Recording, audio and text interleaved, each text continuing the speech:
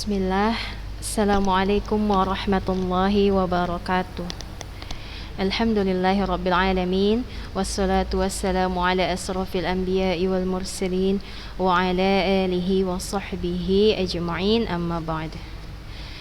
Pertama-tama marilah kita panjatkan puji syukur kita kepada Allah Subhanahu wa taala, yang mana pada hari ini kita semua, baik Ustazah dan Ananda, masih Allah beri nikmat iman dan Islam, sehingga pada hari ini kita masih bisa melaksanakan ibadah-ibadah yang mendekatkan diri kita kepada Allah Subhanahu wa taala. Dan juga salawat dan salam marilah kita curahkan kepada Nabi Muhammad Rasulullah sallallahu alaihi wasallam, yang mana syafaat beliau insyaallah kita harapkan di hari yang kemudian nanti. Dan semoga salawat itu tercurahkan kepada istri-istri beliau, sahabat-sahabat beliau, dan juga putra-putri beliau. Amin, Allahumma amin. Oke, nah sebelum kita masuk ke pembelajaran kita, nah hari ini kita pembelajarannya sudah lanjut ke bab berikutnya ya nak, yaitu bab kedua pada pertemuan di semester ini kelas 10, yaitu tentang virus. Ya, sebelum itu Ustazah tidak bosan-bosan mengingatkan kepada anak-anaknya Ustazah bahwasanya catatlah ilmu, ikatlah ilmu dengan mencatatnya, ikatlah ilmu dengan menuliskannya, sehingga dengan menuliskannya insyaallah itu adalah bentuk murojaah Ananda, bentuk Ananda untuk mengikat ilmu itu. Dan juga dengan mencatat itu insyaallah nanti apa-apa saja yang tidak dimengerti atau apa-apa saja yang tidak bisa dipahami dapat dituliskan di buku catatan dan ditanyakan kepada Ustazah, karena insyaallah nanti Ustazah akan jawab via japri WA ya nak. Nah anak-anaknya Ustazah, nanti insyaallah sebelum kita memulai ini silahkan sekarang, nggak nanti, tapi silahkan sekarang Ananda sekalian semua yang sedang menyaksikan pembelajaran kita hari ini untuk memberikan thumbs up atau kata hadir dan japri ke Ustazah bahwasanya memang Ananda sedang hadir dalam proses pembelajaran daring biologi hari ini. Ya, dan juga silahkan nanti disimak baik-baik, didengar baik-baik, karena insyaallah dengan begitu pembelajarannya dapat terlaksana dan ilmunya dapat terserap oleh Ananda sekalian. Ya nak, oke, kita masuk ke pembelajaran kita yang pertama. Di buku itu, di buku yang udah Ustazah bagikan di buku e-book yang PDF, itu digabung antara virus dan Kingdom Monera. Itu adalah dua hal yang berbeda ya nak. Nah, virus itu adalah, kita udah bahas minggu lalu, virus adalah tidak bisa dikatakan makhluk hidup. Jadi dia itu adalah makhluk peralihan. Kenapa dikatakan makhluk peralihan? Ada yang bisa menjawab? Makhluk peralihan maksudnya adalah virus itu dia tidak dikatakan makhluk hidup karena dia mampu berkembang biak. Tetapi dapat dikatakan juga dia makhluk tak hidup. Kenapa? Karena dia mampu mengkristalkan diri atau mampu mengkristalkan diri ketika lingkungan tidak menguntungkan bagi kehidupan dia. Itu makanya virus itu disebutkan adalah makhluk hidup, bukan makhluk hidup tapi makhluk peralihan. Oke. Nah, karena di buku kita itu virus dan Kingdom Monera disatukan, jadi Ustazah juga akan menyatukannya. Tapi yang pertama kali kita bahas adalah virus dulu ya nak. Nah, virus yang pertama, sejarah penemuan virus. Nah, virus itu pertama kali ditemukan oleh Adolf Meyer. Itu pertama kali itu dikenalkan oleh kalau di beberapa buku itu pertama kali dikenalkan oleh Ivanovsky sama Beijering. Cuman yang paling terkenal itu adalah percobaan oleh Adolf Meyer. Nanti kita bahas juga yang Dmitri Ivanovsky. Nah, percobaan Adolf Meyer itu dia mengamati terdapat satu makhluk yang infeksi tanaman tembakau. Jadi tanaman tembakau itu atau ada suatu makhluk yang menempel pada daun tanaman tembakau sehingga tanaman tembakau tadi yang tadinya sehat menjadi sakit. Nah, dari situlah dia lalu melakukan percobaan dengan melakukan ekstraksi, kemudian disemprotkan kembali sehingga terbuktilah bahwasanya memang ada makhluk, tapi belum dinamakan virus, ada makhluk yang membuat tanaman itu sakit. Nah, selanjutnya ada percobaan Dmitri Ivanovsky tentang penelitian virus ini, yaitu penelitian lanjutan dari penelitian Adolf Meyer tadi. Nah, sama-sama saja ya, ketika dia melakukan percobaan, dia ekstraksi, kemudian dia filtrat. Nah, filtratnya kemudian disemprotkan, lalu tanaman tembakau yang tadinya sehat menjadi sakit. Nah, kita bahas, apakah virus itu? Nah, virus itu merupakan partikel yang bersifat parasit obligat pada sel atau makhluk hidup. Parasit obligat itu maksudnya adalah ketika dia menempel, ketika makhluk ini menempel pada satu sel makhluk hidup, maka dia akan mengambil alih semua sistem yang ada di organisme atau sel hidup itu. Begitu. Makanya disebut dengan parasit obligat. Kemudian, virus itu merupakan aseluler, bukan sel. Makanya tadi Ustazah sampaikan bahwasanya virus itu tidak bisa dikatakan makhluk hidup. Kenapa? Apa alasannya? Karena dia mampu mengkristalkan diri. Nah, kenapa juga Ustazah dia dikatakan makhluk peralihan atau bisa dikatakan makhluk hidup juga? Karena dia mampu melakukan reproduksi atau replikasi atau perkembangbiakan. Kemudian virus itu berukuran sangat renik. Maksudnya berukuran sangat renik di sini adalah virus itu berukuran sangat-sangat kecil.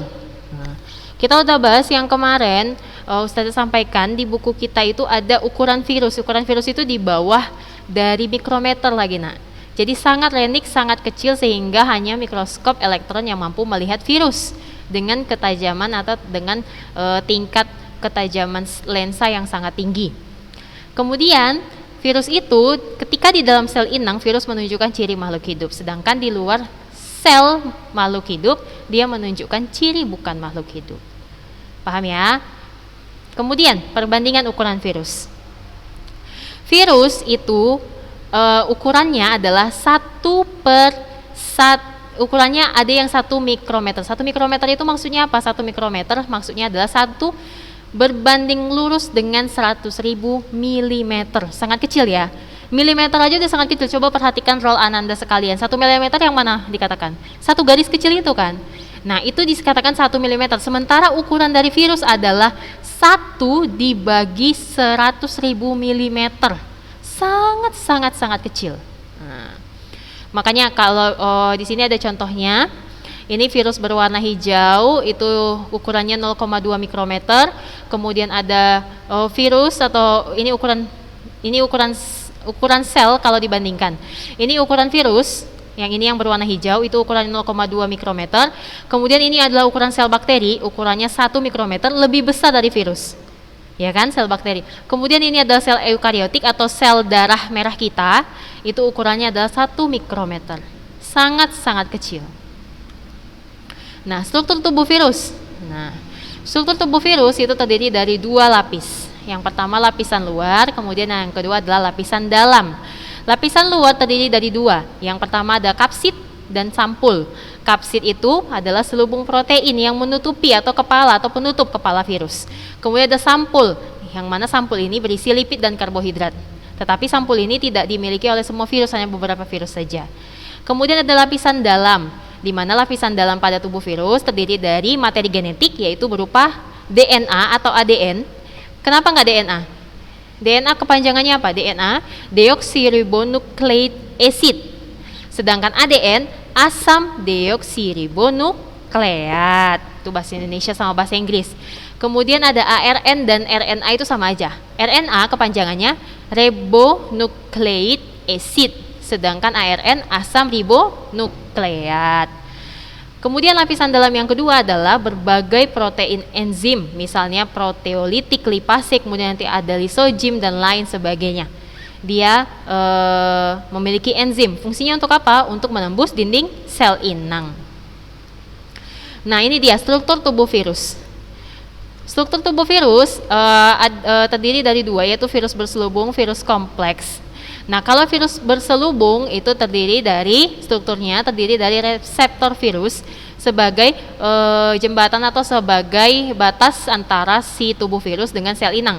Kemudian ada materi genetik yang terdiri dari DNA dan RNA. Jadi jangan bingung-bingung nanti beda ya Ustazah antara DNA sama ADN, beda ya Ustazah antara RNA sama ARN. Tidak beda ya, cuman dari segi bahasanya saja gitu, tapi sama pengertiannya. DNA tadi apa? Deoksiribonukleik acid dan ribonukleik acid atau RNA. Kemudian terdiri dari selubung protein, nih dia. Ini selubung protein yang disebut dengan kapsid tadi. Pembungkus protein atau materi genetik. Kemudian ada kapsul virus, yaitu kapsul atau penyelubung dari selubung protein. Kemudian tadi itu adalah virus berselubung, biasanya dia bentuknya kokus atau bulat, sedangkan ini adalah virus kompleks. Virus kompleks maksudnya adalah virus yang memiliki struktur yang sangat-sangat lengkap gitu, struktur yang sangat lengkap. Nah, terdiri dari struktur tubuh virus ini, kalau yang ini namanya bacteriophage, even bacteriophage. Ini nama virusnya. Kalau di beberapa buku itu disebut dengan virus T atau bacteriophage karena dia biasanya menginfeksi bakteri, begitu. Terdiri dari kapsid atau kepala virus. Nah, di dalam kepala virus ini berisi asam nukleat, di mana asam nukleat pada bacteriophage ini adalah DNA. Jelas ya?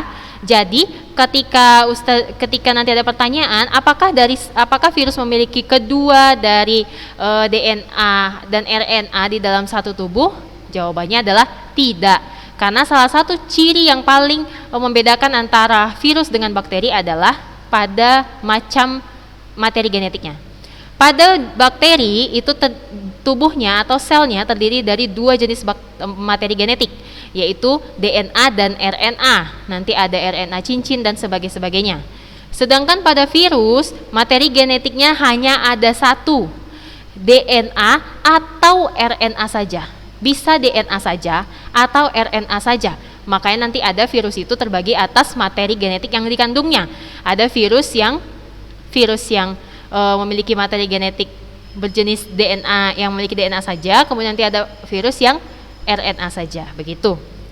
Nah, kapsid pada bacteriophage ini itu terdiri dari asam nukleat yang berupa DNA. Asam nukleat yang terdapat pada kapsid ini, itu berfungsi untuk mengendalikan aktivitas replikasi atau perbanyakan diri pada virus. Nah, pada bagian kepala virus ini diselubungi protein yang disebut dengan apa tadi? Kapsid. Jadi kapsid itu protein ya, protein yang menyelubungi asam nukleat atau yang membungkus asam nukleat pada virus. Kapsid ini tersusun atas unit-unit protein yang disebut dengan kapsomer namanya. Nanti kita pelajari lagi kapsomer itu apa. Kemudian kapsid tadi dia berfungsi untuk mengendalikan aktivitas replikasi virus, itu fungsi dari asam nukleat. Sedangkan fungsi dari kapsid itu adalah dia memberi bentuk virus sekaligus sebagai pelindung virus dari kondisi lingkungan yang merugikan diri si virus. Kemudian bagian yang itu tadi bagian kapsid. Kemudian bagian yang kedua adalah leher. Ini dia leher. Di sini tidak ada tanda panahnya ya, tapi ini leher namanya. Leher itu berfungsi sebagai penghubung antara kepala atau kapsid dengan ekornya atau selubung ekor. Kemudian bagian yang ketiga atau struktur tubuh virus kompleks yang ketiga adalah terdiri dari ekor. Ekor di sini berfungsi untuk melekatkan diri dan menginfeksi sel yang diserang oleh virus. Nah, ini nampak ya. Jadi ekor itu dia berfungsi untuk melekatkan diri. Ini adalah sel inang atau bakteri. Ini adalah sel inang, yang kuning ini adalah sel inang atau bakteri. Nah, ekor fungsinya adalah dia melekatkan diri pada sel inang sehingga dia menginfeksi sel-sel inang yang diserangnya. Nah, bagian ekor ini memiliki struktur tambahan berupa serabut ekor atau kaki-kakinya. Kemudian ada lempengan dasar, dan juga pada ujung serabut ekor ini pada ujungnya ini itu terdapat reseptor yang berfungsi untuk menerima rangsang. Jadi tadi virus kompleks terdiri dari apa? Terdiri dari 3, yaitu yang pertama adalah kepala atau kapsid, yang mana kepala ini berfungsi atau kapsid ini berfungsi untuk memberi bentuk pada virus dan melindungi virus dari kondisi lingkungan yang merugikan. Dia terdiri dari asam nukleat, di mana asam nukleatnya adalah DNA. Kalau yang ini ya, kalau yang bacteriophage dia adalah DNA. Ada virus DNA. Kemudian ada leher berfungsi adalah penghubung antara kepala dengan ekor. Kemudian ekor berfungsi untuk melekatkan diri dan menginfeksi sel yang diserang oleh virus. Nah, bagian ekor ini juga memiliki bagian tambahan, yaitu selubung ekor atau serabut ekor, kemudian ada lempengan dasar. Nah, pada bagian ujung serabut ekor ini terdapat reseptor yang berfungsi untuk menerima rangsang. Paham ya, Nak? Nah, beberapa jenis virus lain, itu memiliki struktur yang berbeda dengan bakteriofag. Nah, ada beberapa virus yang hanya memiliki asam nukleat yang berupa, tadi Ustazah bilang kan, ada yang berupa DNA, ada yang mengandung DNA saja, ada yang hanya RNA saja begitu. Jadi virus itu tidak memiliki dua-duanya, tidak terdapat dua jenis materi genetik pada satu tubuh virus. Gitu. Paham ya, Nak? Kemudian selanjutnya, nah ini dia bagian-bagian virus. Tadi kita sudah bahas, ada bagian kepala. Nah, bagian kepala terdiri dari asam nukleat. Asam nukleatnya berupa DNA. Kemudian bagian kepala atau kapsid itu merupakan selubung protein yang membungkus atau memberi bentuk pada virus. Kemudian ini kapsid. Nah, dia tadi kapsid ya. Kapsid yaitu selubung berupa protein yang terdiri dari kapsomer atau bagian-bagian yang terdiri dari protein monomer identik yang terdiri dari rantai-rantai polipeptida. Maksudnya rantai-rantai polipeptida itu adalah rantai kompleks dari protein polipeptida, banyak peptida. Polipeptida kompleks dia proteinnya, kompleks pembungkusnya. Kemudian isi tubuh. Nah, isi tubuh ini maksudnya adalah isi kepalanya tadi, isi kapsidnya tadi. Isi kapsidnya bisa berupa DNA, garis miring, artinya apa? Atau RNA saja. Berarti dalam isi kepala atau isi tubuh atau isi kapsid dari si virus itu tidak ada dua-duanya. Tidak DNA atau tidak DNA dan RNA, tapi DNA atau RNA saja. Selanjutnya, virus yang memiliki isi tubuh RNA dan bentuk menyerupai kubus. Contohnya misalnya adalah virus polymyelitis, virus radang mulut dan kuku, dan virus influenza. Itu biasanya tubuhnya terdiri dari materi genetik yang berupa RNA. Nah, sedangkan virus yang isi tubuhnya dan juga virus yang isi tubuhnya RNA, protein, lipida dan polisakarida, misalnya contohnya adalah paramyxovirus. Virus yang tubuhnya terdiri dari RNA, protein dan banyak lipid, itu adalah contohnya adalah virus cacar. Banyak jenis-jenis virus. Kemudian tadi udah kapsid, kemudian leher, selanjutnya adalah ekor. Ekor dia adalah alat penancap ke tubuh organisme atau sel organisme yang diserang. Kemudian terdiri atas tabung tersumbat yang dilengkapi benang atau serabut. Jelas ya, tadi ada lempengnya, kemudian ada serabut atau serabut itu adalah ujung untuk memberi rangsang kepada sel inang. Nah, ini dia, bentuk-bentuk tubuh virus itu ada berbagai macam bentuknya, Nak. Bentuk-bentuknya diantaranya ada yang berbentuk bulat, kemudian ada yang berbentuk batang, kemudian ada yang berbentuk polihidris, kemudian ada yang berbentuk seperti huruf T atau bakteriofag tadi atau virus T. Ini dia bentuk-bentuk virus. Kalau bentuknya polihidris itu contohnya adalah adenovirus. Sedangkan kalau yang virus yang berbentuk batang, contohnya itu misalnya adalah virus mozaik tembakau.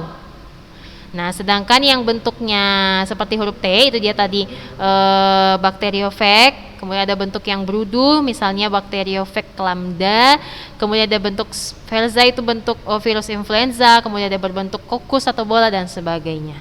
Itu nanti bisa Anda sekalian baca di buku, itu sangat lengkap di buku, atau cari referensi lain mengenai bentuk-bentuk virus. Ini enggak Ustazah jelaskan ya, karena hanya melihat gambar saja bentuk-bentuknya.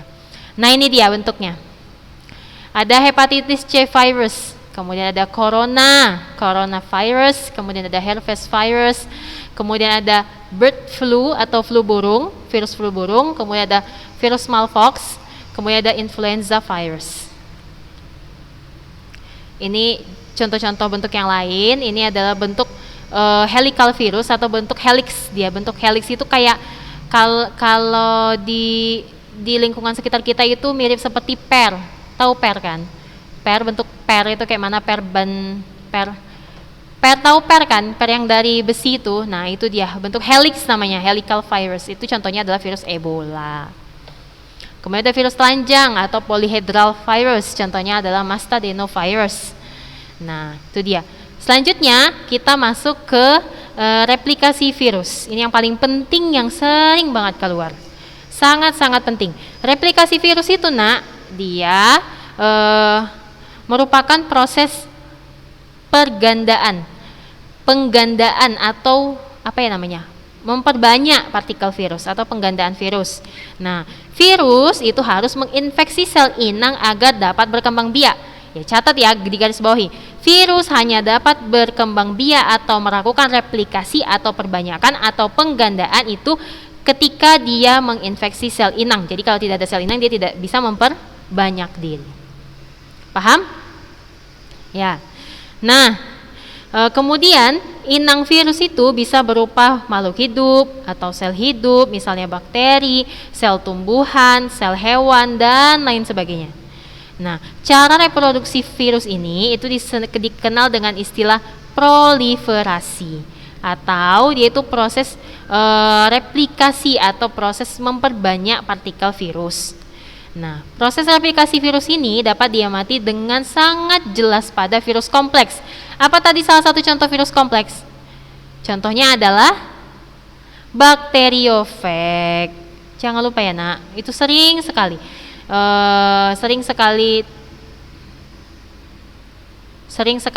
keluar dia yang virus bakteriofag ini. Nah, virus bakteriofag itu yang paling sering diamati adalah ketika virus bakteriofag itu menyerang sel bakteri yang namanya sel bakteri Escherichia coli. Escherichia coli. Di sini Ustazah nggak masukkan ya Escherichia coli yang mana bentuknya. Tapi virus bakteri dia sering menginfeksi sel bakteri Escherichia coli atau yang pada tubuh atau abdomen kita. Kemudian bahan-bahan yang diperlukan untuk membentuk bagian tubuh virus itu berasal dari sitoplasma sel yang diinfeksi. Ingat ya, bagian-bagian atau bahan-bahan yang diperlukan untuk membentuk bagian-bagian tubuh virus baru itu berasal dari sitoplasma sel yang diinfeksinya. Nah, bagaimana prosesnya Ustazah? Bagaimana sih proses replikasi virus atau bagaimana sih proses perbanyakan atau penggandaan tubuh si virus ini? Nah, proses replikasi virus itu, Nak, proses replikasi virus itu terdiri dari dua macam, yaitu daur litik dan daur lisogenik namanya.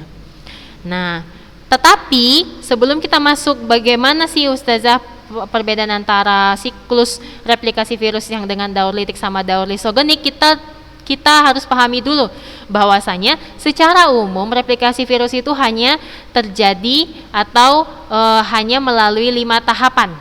Yang pertama absorpsi, tahap absorpsi, kemudian ada tahap penetrasi, kemudian ada tahap sintesis, kemudian ada tahap pematangan atau perakitan, dan terakhir tahap lisis. Nah, di animasi yang sudah Ustazah berikan ini, kita lihat ya sama-sama. Jadi absorpsi itu maksudnya adalah ketika si virus atau tubuh virus itu menempel atau melengket pada sel inang. Nah, ini dia. Nih, dia menempel, kemudian dia pada sel inang itu disebut dengan tahap absorpsi. Kemudian dia memasukkan materi genetiknya ke dalam si tubuh sel inang ini, itu disebut dengan tahap penetrasi. Selanjutnya terjadilah pembentukan organ-organ, nah itu disebut dengan sintesis. Kemudian ada perakitan atau penyatuan tubuh-tubuh virus baru. Lalu lisis atau pecahlah sel inang tadi sehingga keluarlah virus-virus baru. Itu dia. Jadi kalau digambarkan seperti ini dia siklus litik dengan siklus isogenik pada bakteri Escherichia coli dan virus bakteriofag. Yang tanda panah berwarna ungu itu termasuk siklus isogenik, sedangkan tanda panah warna merah itu adalah siklus litik. Kita perhatikan sama-sama. Pada daur litik ini kan daur litik yang merah ini ya. Kita ke daur lisogenik dulu ya. Pada daur lisogenik, virus akan menghancurkan sel bakteri. Nah, asam nukleat virus tidak bisa mengambil alih fungsi proses sintesis asam nukleat bakteri, tetapi menjadi bagian dari DNA bakteri. Nah, adapun tahap-tahapnya, ini tahap-tahap dari siklus lisogenik itu diantaranya yang pertama tadi Ustazah sampaikan apa? tahap absorpsi dan juga penetrasi. Absorpsi dan penetrasi pada daur lisogonik itu prosesnya sama dengan daur litik. Jadi sampai di sini itu sama ya, siklus lisogonik dan siklus litik itu sama. Jadi dia menempel dulu, absorpsi, dan kemudian dia menginjeksi, kemudian dia mengeluarkan enzim, nama enzimnya lisogim. Enzim lisogim itu adalah enzim yang menghancurkan dinding sel dari si bakteri ini. Nanti dihancurkannya ini sampai lunak, sampai hancur, kemudian dia akan melakukan penetrasi atau memasukkan materi genetiknya, menginjeksikan materi genetiknya ke dalam sel bakteri. Nah, terjadilah penggabungan asam nukleat virus bergabung dengan atau menyisip pada asam nukleat sel bakteri. Nah, gabungan dari asam nukleat ini disebut dengan profag. Nah, tadi dia akan pelekatan atau absorpsi dulu, kemudian dia terjadi penetrasi atau memasukkan atau injeksi materi genetiknya. Ini kan udah kosong kan? Masuklah materi genetiknya, diinjeksikannya lah. Nah, lakukan penetrasi. Kemudian terjadilah penggabungan antara materi genetik dari si virus dengan materi genetik pada si bakteri. Lalu, asam nukleat yang tadi bergabung ini itu disebut dengan bakteriofag. Lalu, terjadilah pembelahan. Pada saat bakteri membelah diri, profag juga ikut membelah. Nah, ketika sel bakteri melakukan reproduksi atau pembelahan bakteri menjadi dua gen bakteri, maka si profag atau gen yang sudah menyisip tadi pada gen bakteri itu akan masuk ke dalam bakteri ganda yang sudah diinduksikannya. Lalu selanjutnya setelah terjadi pembelahan, kan ikut-ikut tadi asam nukleat dari si bakterinya tadi atau si bakteri yang sudah terinjeksi tadi, maka terjadilah proses yang selanjutnya yaitu proses sintesis. Nah, sintesis di sini yaitu asam nukleat virus secara alami akan memisahkan diri dari asam nukleat di si bakteri. Nah, setelah itu masuklah kita ke daur litik. Nah, daur litik yang membedakan antara daur lisogenik dengan daur litik itu hanya pada lisisnya. Kalau pada daur lisogenik dia tidak terjadi lisis, dia hanya sampai kepada si sel bakteri saja. Namun kalau pada daur litik, kalau pada daur litik dan lisogenik, baik daur litik maupun daur lisogenik dia terjadi lisis. Tetapi kalau pada daur lisogenik dia itu tidak terjadi eklivase namanya, tidak terjadi sintesis, tidak terjadi penggabungan antara dua materi genetik, sehingga ketika si bakteri itu membelah diri, maka materi genetik yang sudah diinjeksikan tadi akan ikut tergabung, akan ikut terurai juga, begitu.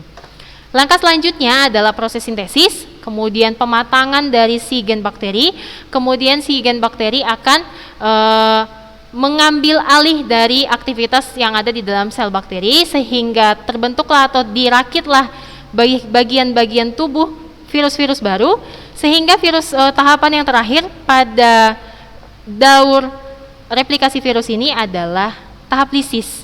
Tahap lisis itu maksudnya adalah tahap pecahnya sel bakteri sehingga virus-virus baru keluar sesudah dirakit di dalam sel bakteri. Itu dia perbedaan antara replikasi virus secara daur litik dan juga secara daur lisogenik. Paham ya Anda sekalian? Jadi apa sih Ustazah yang sangat membedakan antara daur litik dengan daur lisogenik? Nah, kalau daur litik itu dia tidak terjadi pembelahan, atau pada si sel bakteri tidak terjadi pembelahan atau penggabungan DNA, tetapi langsung ke pematangan, langsung ke proses perakitan dari virus-virus baru. Begitu. Itu saja mungkin yang kita pelajari hari ini Ananda sekalian. Apabila ada pertanyaan, Ustazah berikan waktu. Silakan japri ke Ustazah pertanyaannya, sehingga kalau misalnya ada yang tidak jelas nanti kita bisa jawab bareng-bareng. Nah, untuk kuisnya nanti Ustazah berikan melalui WA ke wali kelasnya masing-masing, dan Ustazah harapkan kepada Ananda sekalian apabila ada yang tidak jelas itu dicatat, kemudian nanti dijapri kepada Ustazah dan dikerjakan kuisnya dengan sebaik mungkin ya Ananda. Itu saja mungkin pertemuan kita hari ini Ustazah akhiri. Ustazah, akhiri pertemuan kita hari ini dengan doa kafaratul majlis. Subhanakallahumma bihamdika asyhadu an la ilaha illa anta astaghfiruka wa atubu ilaih. Assalamualaikum warahmatullahi wabarakatuh.